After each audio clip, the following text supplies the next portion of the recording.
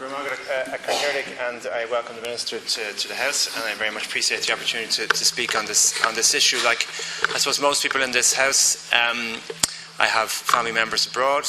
I think most people in this House remember dark days of the 80s where you had a long-distance phone call, you welcomed somebody home at Christmas time. It's often said that the cameras are always rolling in Dublin Airport at Christmas time when our people are coming home, but rarely do cameras capture the heartbroken images of people leaving to go back on flights to Britain or the US in the new year. And I'm fully adverse with that situation. I know exactly what it's like to have an empty chair around the table. It's a very difficult reality that almost every family in Ireland has been through at one stage or another. I have a brother living in Canada. I have a sister living in London. Having said that, Minister, at this moment in time, I think it's very important for us as we find ourselves in between Trump and Brexit. Trump and his executive orders, which are fundamentally xenophobic and patently racist. And also, on the other side of us, we have a Brexit debate which was centred around the issue of immigration.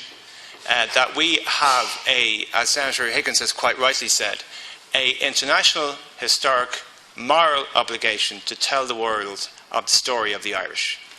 And as we approach St. Patrick's Day, and as we enter the most powerful rooms in the world, and as ministers and representatives of this state, and this government, and this land go all over the world telling the story of the Irish, we need to reiterate the fact that Ireland knows the immigration condition better than anybody. We are the country of coffin ships. We are the country of people seeking refuge. We are the country of people fleeing conflict.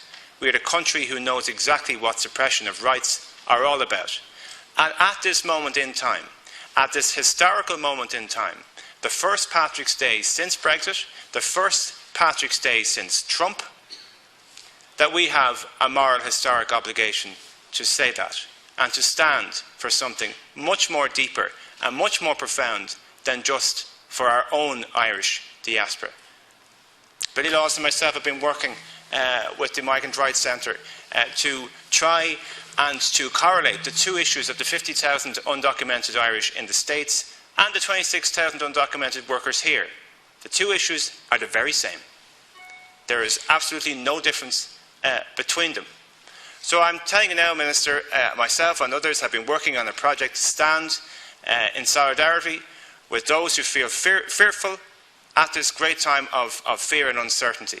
And on St. Patrick's Day in New York, in the Riverside Church, which is an iconic venue where Martin Luther King made his anti-Vietnam speech almost 50 years ago, in April 1967. And he said, yes, we must stand and we must speak. There will be an event called Irish Stand at 7:30 that evening. There will be writers, actors, activists taking part in that event. People from the Waking the Feminist movement, people from the Black Lives Matter movement. Colum McCann will be there, Richard Schiff will be there, Shaun King will be there, Maeve Higgins will be there, I will be there. And I'm calling on the Irish community in New York to support it. I'm calling on every community across New York and America to support it, because at this moment in our time, it is not good enough for us only to speak about our own and our own diaspora, because there are people across the world who are facing into this new political reality, and they are fearful, and they need to know that there is a country lying in between the great traditional powers of America and Great Britain, who have a story to tell, which is deeper and more profound than just having a Patrick's Day parade. It's about the human condition. It's about interconnectivity. It's about realising that we had to flee this land and realising that others are doing the very same today. And on St. Patrick's Day, it's our absolute moral and historic responsibility to take that stand, and I want everybody in this House to realise that there are people willing and able and ready to do that. Thank you very much.